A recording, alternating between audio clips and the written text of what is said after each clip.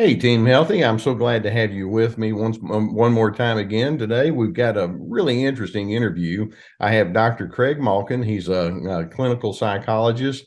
He's an author. He's a lecturer at Harvard Medical School. Craig, your book is called Rethinking Narcissism, which I find to be a fascinating topic, and I want to get into that. But this is something that you've been involved in for quite some time. So, first, I want to say thank you for being with me, and I appreciate you being with our audience. Oh, you're so welcome. It's my pleasure. Thanks for having me, Les. Well, and you're a busy man. You teach, and you have a private practice, and you have a media presence, and write. Tell me, how did you get involved in this whole topic of narcissism to begin with? My wife, Jennifer, we both have a wife named Jennifer. We That's found that, correct. right? My wife, Jennifer, teases me that my answer to that question sounds like the punchline to a bad psychology joke because it all goes back to my mother. But it's true, it does all go back to my mother. I Yeah. first got interested in narcissism when I was an undergraduate and I was getting my psychology major.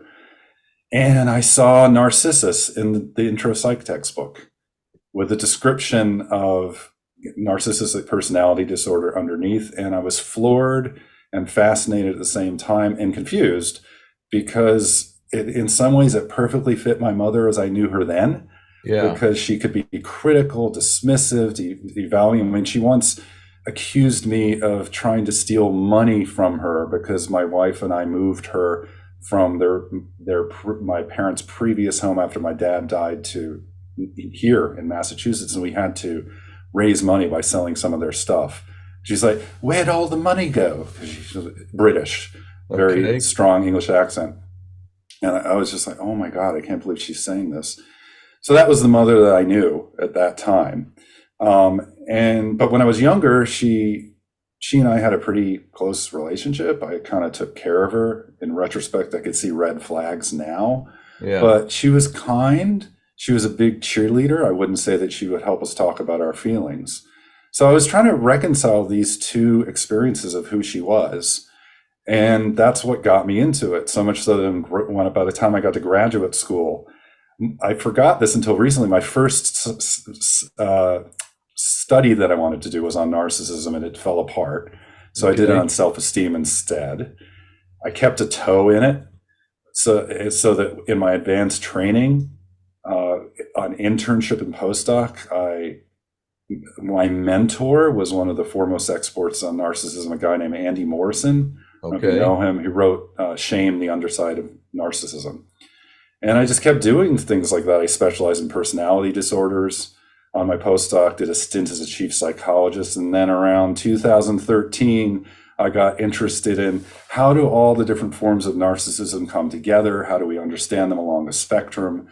And so I got together with a colleague, Stuart Quirk, and another colleague, Shannon Martin, and started putting together what became the Narcissism Spectrum Scale. And that Okay. became the basis for Rethinking Narcissism, the book. Okay. How did you come up with that title, Rethinking Narcissism? There were so many misunderstandings and myths about what narcissism was. One was, and whenever I talk about narcissism or narcissists, I always like to start with what it isn't for this reason, right? Because especially, and even now, but especially then when I wrote it, most people, when they hear the word narcissism or narcissist, they think of like a vain, preening, primping, boastful braggart, Which like it reality can TV be. types, which it can be, but not all narcissists care about looks or fame or money, and some can be extremely quiet. So getting focused on that, it's a bit of a caricature. We miss signs of difficulty that have nothing to do with vanity or greed. So that was one reason I wrote the book. The other reason is I wanted to help people understand what all the different forms of narcissism have in common. That was and a big rethink about it was that zero narcissism was good. Uh, because one of the things that came out of all that research was it turns out that people who don't in the research, the core of narcissism is called self-enhancement. Think of it as slightly rose-colored glasses for the self, also known as the Okay. better than average effect. So these are people who self-enhance if you ask them privately, they're not announcing it in a survey to compare themselves to their peers, even if they're not very special, unique, or exceptional compared to their peers, they think they are. Happy, healthy people do this self-enhancement. That is really self-enhancement concerns are the core of what narcissism is. Okay. And what I discovered in the research is people who don't do that at all, I started thinking of them as what we now call echoists. Okay. Drawn from the myth of Narcissus, Echoes, Right, and nymph who right. fell in love with Narcissus, right, and had no voice of her own. So that one of the big rethinks was how you think about the spectrum. And instead of starting from bad to worse, I was like, well, let's start at 0 and go to 10. And now we can integrate some understanding. Well, what is this weird thing where people have a little bit of narcissism and it seems to come naturally in happy, healthy people? Where does that fit in? Because the concept was out there for the longest time, including in research, but it was stranded. It had no connection. And even in understanding, it was conflated with self-confidence and self-esteem, but they're not the same. So when you use that term narcissism, what kind of traits do we look for? How would you define it? So if you think of narcissism, the core of it, another way to understand self-enhancement is I think of as the drive to feel special, exceptional, or unique compared to the other nearly 8 billion people on the planet. Okay. And that is the core of what narcissism is, and that includes this idea of moderate self-enhancement, that slightly rose-colored glasses for the self. And if you think of it that way, I was going to say, when you use that word compare, there's kind of a competitive element that goes along with it, and better than, and yes, and in normal, healthy, functioning people, this used to go by the name of the better than average effect. Okay. Where if people felt adjusted, this goes back to research by a psychologist named Shelley Taylor, who first introduced this astounding finding that contrary to the prediction that mental health was all about seeing things realistically, the self, the world, the future, she amassed this body of evidence that showed, no, these happy, healthy people don't see things realistically. They see themselves, and they're experiencing this overly self-inflated positive light. Slightly, they're not, the rose-colored glasses aren't so dark that they're blind to themselves and the needs and feelings of others. Okay. So you mentioned that it's on the spectrum. How far down that spectrum would a person need to be so that we could say this has become pretty problematic? What kind of things do we see there? So this is where we get into the terms again. So if you think of narcissism as that trait, pervasive human universal trait that exists to some extent in everyone and is measurable, or survival strategy, narcissists by definition are people who are above average in that trait, either on measures or in clinical observation. We clinicians sitting in the room with them say, this person is higher than the average person in this way. What we know from the research is they may or may not be disordered. Some narcissists don't reach the threshold of narcissistic personality disorder. So if you picture that spectrum from 0 to 10, you can see narcissists are probably going to be around 7 or 8. And as you approach 9 or 10, now you're seeing pathological narcissism, people who addictively self-enhance. They're so driven to feel special, exceptional, unique. They demonstrate the core of pathological narcissism, which I call triple E: exploitation, entitlement, and empathy impairments. Okay, perfect. I mean, I'm tracking so much with what you're saying. In fact, that sounds a lot like some of the things I say. You used a little different way of putting it, but wonderful. In your mind, and I know you've studied this so much, how do you see narcissism developing? Is it nature? Is it nurture? Is it hardwired into someone? Is it taught? It's definitely, like most personality formation, a combination of nature and nurture. We have this really great study by a psychologist named Phoebe Kramer, who actually did a longitudinal research project over the course of 20 years. And what she discovered is that as early as preschool, we're talking kids 4 or 5, you can see what she defined as these early precursors for narcissism, for extreme narcissism. bullying, always wanting to be in the center of attention. I mean, these are little tykes Right. showing this, being melodramatic. And so it's clear from that. And of course, there's also twin studies. This is a classic thing in our field. Separate twins at birth. I have twins, you're a twin, right? Separate twins at birth. And if one of them is narcissistic, does the other one turn out narcissistic? Well, it turns out yes. So there's some component of that. But you trace them over time, and sure enough, those little kids turn out to be more narcissistic unless they had a kind of parenting where their parents or caregivers spoke to them about their feelings, provided structure, consequences for their mistakes, and modeled how to talk about feelings that created what's called attachment security. Yes. Those kids didn't grow up extremely narcissistic, even if they showed those early signs. So it can be hardwired, but with some assistance. I call it the training of emotional competence, where you teach kids to identify their emotions and regulate it, et cetera, and then tie it in as they grow older into their values and principles and standards. And then you teach empathy and all of that. Yes. So what you're saying Yes. is if you catch it early enough, Yes. we can kind of cut it off at the gap, so to speak. Absolutely. Attachment security moderates narcissism. Yeah. Okay.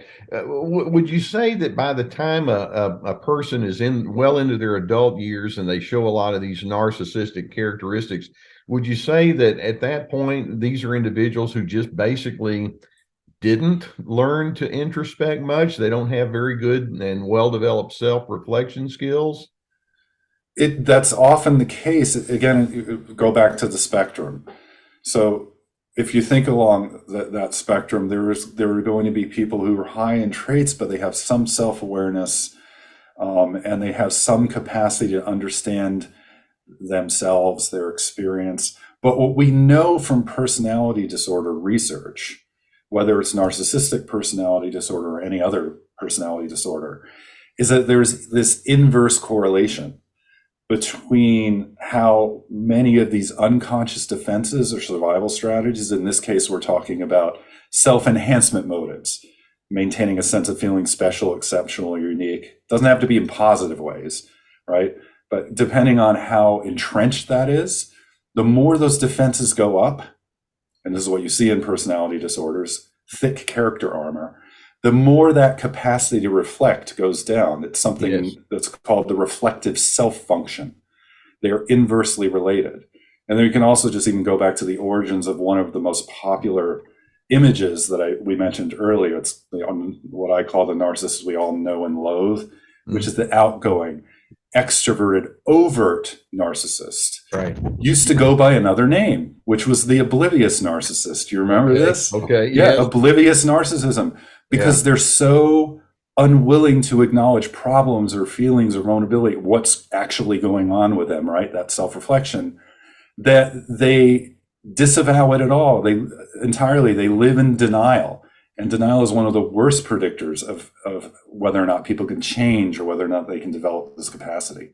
You mentioned just a moment ago, you used the word unconscious, and I know this is something that you talk about quite a bit, that much of narcissism, particularly when we're talking about the older ones, is unconscious. Help me understand where you're coming from with that. So in other words, they don't even know what's going on anymore. No, absolutely. And this is what we see. So again, just think of the unconscious in a very simple way. This is where people are denying parts of themselves, feeling states, experiences, distancing from them, disconnecting from them, because in the past they were associated with something negative, sometimes traumatic. In the case of narcissism, narcissists often grow up with this experience that unless they were maintaining this sense of uniqueness or specialness, high achieving, for example, or in the case of covert narcissism, where they were expressing their pain really loudly, suffering more than anyone else in the room, right, struggling more grieved, right? That doesn't have to be positive again. But what they learned is as long as they don't have that, if they don't have that sort of specialness, they're not seen at all, without that exceptionalism, so that their feelings don't matter. So what happens is they develop these survival strategies to deal with the learned fight or flight response, a fear response to, if I dare go into these vulnerable feelings, I'll be attacked, shamed, abandoned again. And then it becomes practiced, a way of coping again and again, iterations over time until it's almost part of muscle memory. That's really what we mean by unconscious coping. You mentioned your beginnings with understanding narcissism. I had in my doctoral internship, my supervisor did a lot of work with anger management strategies and things of that nature. And I picked up on his, and I had his blessing and all. And I wound up as a young buck, as a young therapist, teaching a lot of anger workshops. And anger in and of itself is not a wrong emotion. It's just, it's there. We can manage it correctly or incorrectly. It all depends on where we're coming from. And as the years would go by, and I would pick up on the core ingredients that help define people who had lots of conflict management difficulties and anger management difficulties. These are the people that had the high control, the entitlement that you mentioned, the lack of empathy, those kinds of things.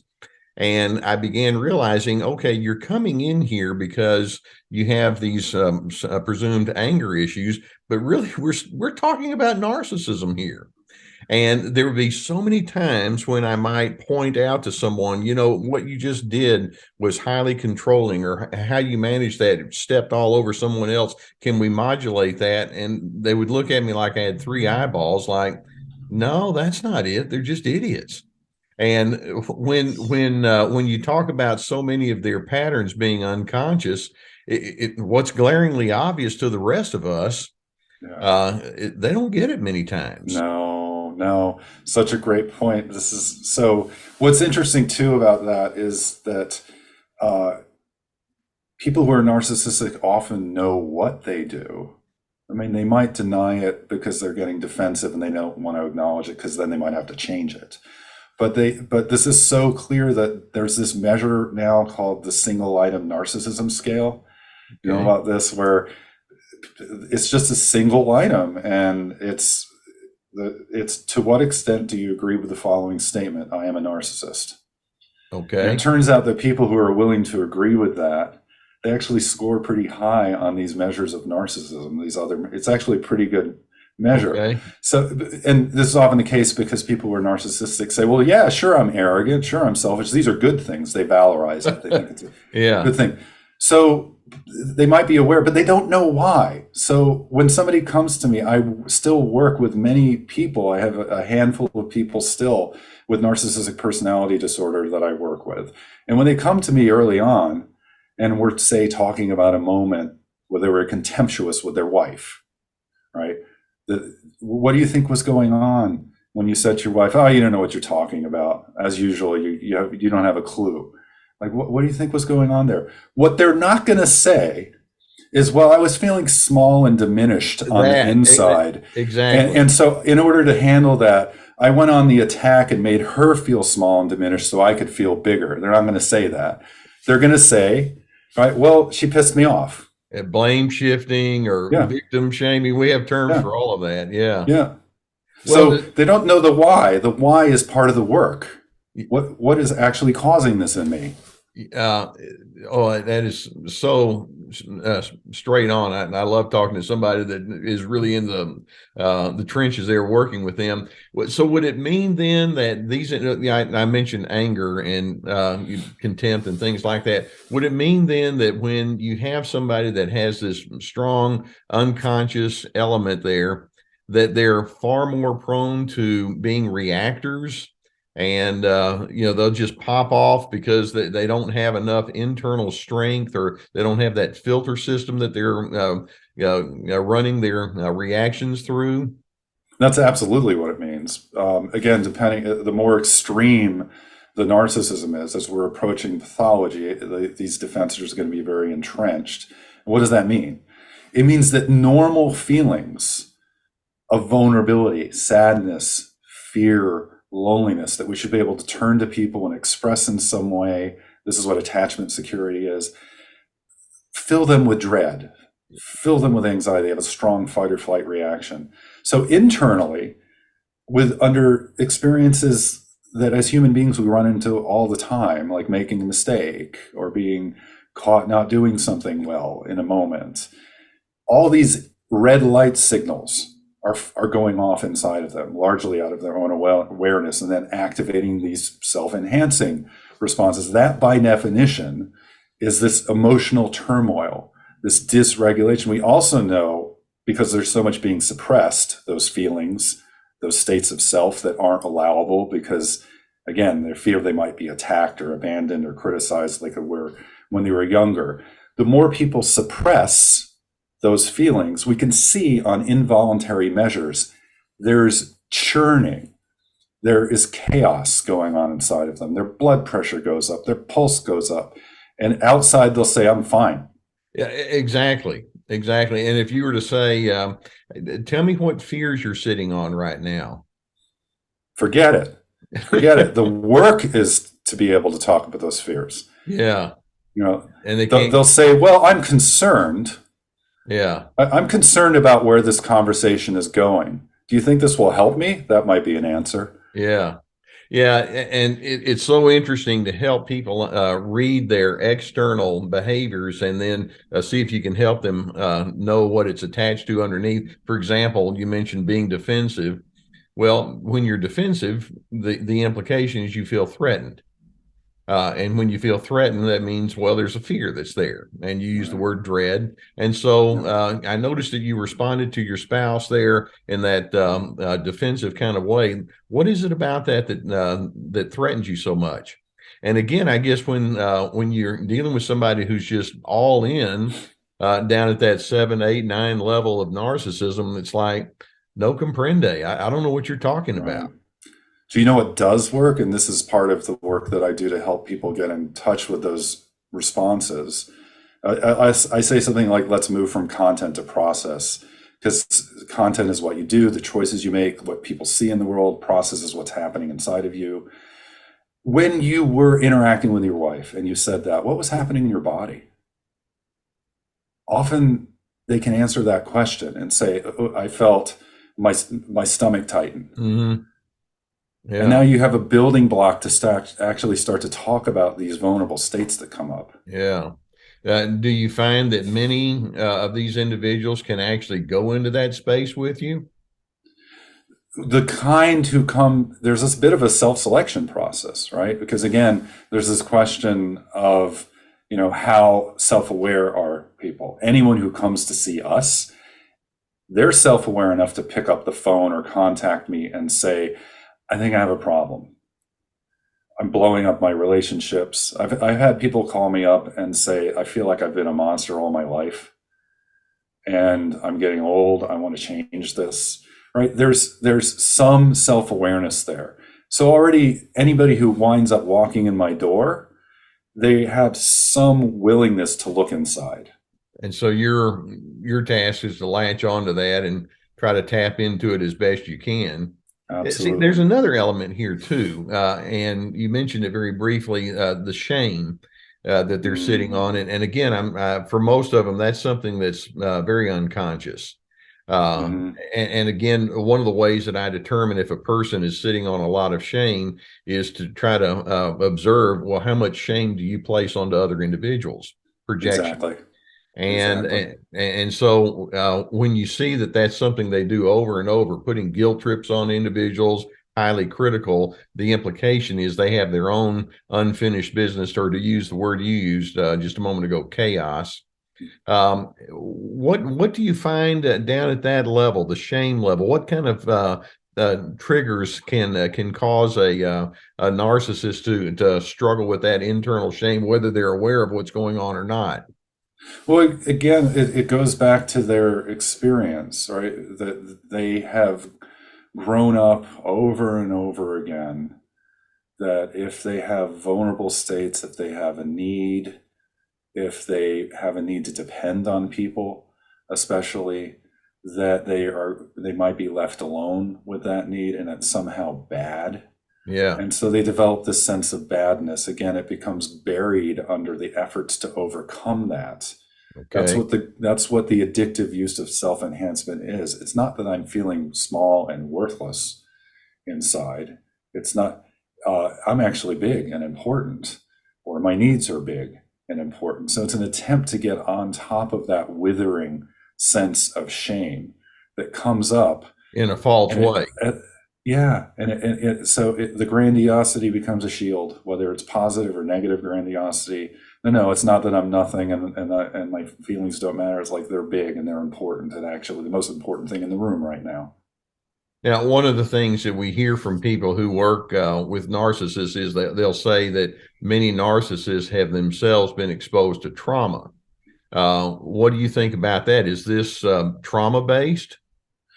It's not entirely trauma based, or not 100%, but I would say to a person, everyone I've worked with has had some experience of either emotional or physical abuse. The people I work with have had narcissistic personality disorder, but it doesn't always come out that way. So really what needs to happen is remember, genetics and environment. We've got this inborn temperament, a difficult temperament tending towards aggression, conflict. In fact, on all the measures, when you look at these personality traits that are grounded in biology, on the Big Five, as it's called, one of the most popular measures of personality, Right. all people who are narcissistic score high on something called disagreeableness. Yes. That's it. The OCEAN acronym, right? Yes, exactly. Yeah. Openness to experience, conscientiousness, extroversion, introversion, agreeableness, and Agreeable, yeah, neuroticism. exactly. Yeah, And then OCEAN. neuroticism, yeah. Yeah. So people who are narcissistic tend to score high on this disagreeable Okay, yeah. aspect, right? And then help me back to your question. I got distracted by ocean. Well, I was asking, are they trauma based? Oh, yeah. So if people with that temperament then grow up in an environment where they don't feel safe turning to others when they're in vulnerable states because of abuse, they can develop narcissistic personality disorder. But it can also happen that that the caregiving system, the parents, this is a kid with a difficult temperament, and they need help. They need resources to keep that kid on track. And without that, now you have an attachment insecurity experience, and the parents haven't done anything wrong. They just don't know how to handle the kid. I have a granddaughter who's almost 5, and from time to you talk about temperament type. She got lucky. She's super sweet and friendly and engaging and all. But from time to time, like a little 5-year-old child, she might say something a bit too abruptly, like, "No, I don't want to do that." And one of the things I might do is I might say, "Well, honey, it sounds like that's something that upsets you. Let's talk about that." And then let her say it. And then it's like, well, when you want to talk about that, do you think that maybe you can use a tone of voice where we can feel comfortable in sharing with each other? How would that be? And I mean, she'll pick up on it. And That's so it's cool when great. you see that, but that goes Yeah. back to something you were saying earlier. If you have any of those tendencies, we have to train the alternatives into a child. That's what I call the training of emotional competence. And so I'm assuming that many of these people who later on in life display their narcissism didn't really have a lot of that redirection toward the healthier alternatives. They haven't. Phoebe Kramer's research confirms that, and just my experience over time talking to people about their histories and what happened to them Right. growing up. There wasn't a model. Often control was used instead of compassion. Yes. So in contrast to what you just described, which I call firm empathy, Yes. because you're sticking to what's appropriate, but you're also trying to understand what's going on with the kid, Yeah. right? Now take a kid with a difficult temperament, maybe even more difficult than what you're describing, like, no, I don't want to, you do it, or something like that. Right. All right. Right. And like, what is wrong with you? Yeah. Just get away from me. You disgust me. Right. Do these people, as they age, get to a point of no return where they're so Mm. entrenched that, by the time they're 43 years old and in your office, it's like, well, we have a whole lot of unlearning that we have to do. I mean, what's been your experience with that? Let's see. In terms of age, most of the people who have come to me, such a great question, really have been in middle age. I've never seen I personally have never seen somebody elderly who comes to me with this. And what we do know is that for the most part, two things happen with personality disorders. If somebody starts to build a system of in their life, so if they are a CEO and they build a firm, a company that basically worships them, it's going to make them worse. Their defense is now they have an endless source of supply, if you will, because they've created a world that provides it. But also what can happen is people age and they start facing limitations in themselves. Their narcissism spikes and they become more rigid, and they have more of these reactive, angry responses. I would say that's probably the majority of the time. But what's interesting is in the research, sometimes what happens is people wind down. Have you seen this research? People age out of the diagnosis. Well, actually, you mentioned my twin brother. He's a forensic psychologist, and he's actually shown me some studies that you can sometimes mellow out of it. Almost, and it's just one case to the next. Some do and some don't, right? Absolutely, but I think what's happening there is if a lot of the sort of exploitative reactive behavior is driven purely by aggression, that's not true of all personality disorders, even narcissism. It takes energy. So as we get older, you don't have as much energy. Like you maybe don't want to get all that reactive or feisty in that moment. I think that's some of it. There's some of it, kind of a cooling down that happens. You would hope. Yeah. Now, let's talk to the person that has to live with that individual, that narcissistic individual, and maybe they have a whole lot of that subconscious element that they've not tapped into. And you're living with someone, whether it's your partner or a family member or someone that you work with, and you can see it plain as day, and you realize they're not catching on, and I don't think that the trends are going in the right direction. If you have someone in your world and you realize that they seem to just keep going back into that narcissistic pattern, what would we say to that person who has that to contend with? Two parts, I think I would, in answering that question. I used to talk more about coping, and that is certainly something we talk about, but there's a core of the coping that I think is always has to be there. But first, I always review with everyone the three stop signs, as I call them, because it's very easy to get even caught up on what are the signs of narcissism or what are the signs of other problems. And I'm less concerned about that when I'm trying to help somebody than helping them focus on, is there abuse? Are they safe? Because abuse is driven by so many sources, not just narcissistic personality disorder. So the three stop signs are abuse. Is there emotional, physical abuse? And we could talk about those types, but I'm just going to say in general, right? Psychopathy is a pattern of remorseless lies and manipulation, so much so that you catch the person in it and they don't even flinch. This is veering away from narcissism into the dark tetrad psychopathy territory, where there may be very limited capacity ever to reflect and change this. It takes a lot of work, as I'm sure your brother can share with you from his work with people in the prison population. I can tell you stories. Yeah. And then the third is denial, what we mentioned earlier. If a person can't admit to any problems at all, they're not going to change. Doesn't matter if it's narcissism or substance abuse. When those three stop signs are present, regardless of the problem and the person that you're dealing with, I always recommend get support, get help, get your own psychotherapy, somebody to help you, because you're probably going to need help distancing, figuring out how to leave very often, especially if it's something like a romantic relationship. But even with that, or short of that, if you're just having to still interact with them, I always help people get in touch with their own healthy anger. We're talking about anger. The anger we're talking about with narcissists, part of the reactivity is they're afraid of those vulnerable feelings. Easy way is to use anger as a shield to get on top of those small feelings, to feel big with anger. That's defense. Adaptive anger has wired in needs, connection to ourselves, importance of our feelings, and wired in what are called action tendencies to stand up for ourselves, set limits and boundaries. That's so important, because a lot of the mistakes that people make in dealing with somebody who's extremely narcissistic or a difficult relationship is they question themselves, think about what they can do differently instead of thinking, I'm mad. I don't like this. I don't like how they're treating me. It needs to stop.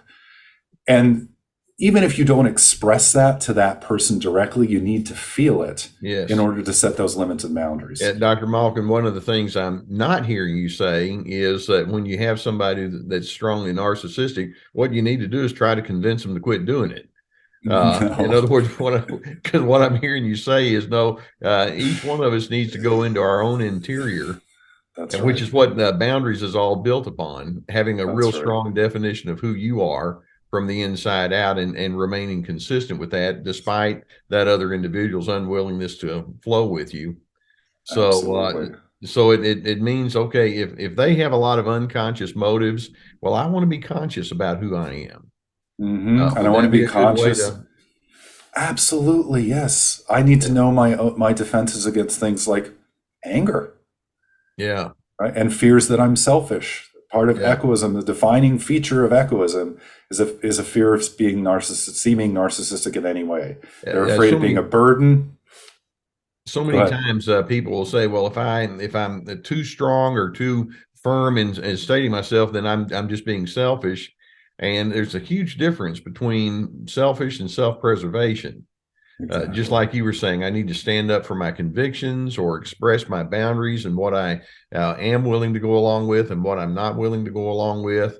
And so let's make sure that we frame it properly there. Exactly. And it's a hell of a lot easier to do if internally you can feel, well, screw this. I don't like this. Yeah. Yeah. Even if you don't say it. Yeah. Yeah. And that's some of that healthy anger you're talking about. Yeah. And it is good to have that support too, where somebody can come along and say, well, I don't feel the need to invalidate you. So having a support base is so necessary. Yeah. Okay. Yes. Well, do you have most of this in that book, Rethinking Narcissism? I do. Yeah. I cover the entire spectrum, the different kinds of narcissism, more in-depth ways of coping in the workplace and in close relationships. Definitely cover the 3 stop signs. Well, here on our Surviving Narcissism channel, we refer to ourselves as Team Healthy. And I say Dr. C, DRC stands for dignity, respect, and civility. And that's a bit of a contrast to the narcissistic pattern, right? Yes, it is. Let's go in that direction.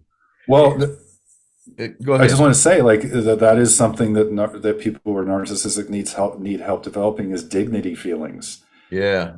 Contempt isn't about dignity. Yeah. Entitlement isn't dignity. So, just real quickly, one of the things that I like to say that's not in the textbooks, but I say narcissism actually represents a manner of life that's absent of love. And it's a non-love style of being. Would that correlate with where you're coming from as well? 100%. I often say, to the extent that we can depend on people for mutual care, comfort, and love, we will not depend on feeling special. Right? It's an addictive, self-soothing strategy to cut people out of the equation. Yeah, I don't need them. No, it's not love. Okay.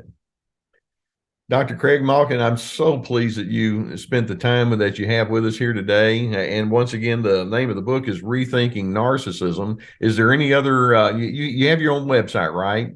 I do. It's drcraigmalkin.com. I do have a YouTube channel, okay. Dr. Craig Malkin. I'm on Twitter at Dr. Craig Malkin. I try to make it easy. Yeah. Let's not make this complicated. Okay. Everything I got is Surviving Narcissism, and whether it's podcast or YouTube or Facebook, Instagram, all of it, same title. You're in the same thing there. Okay. Perfect. Okay. And you're a very busy man, and I appreciate you taking your time out of the time out of your schedule to be with us. Oh, it's my pleasure. I really enjoyed talking to you. Okay. And once again, Team Healthy, Dr.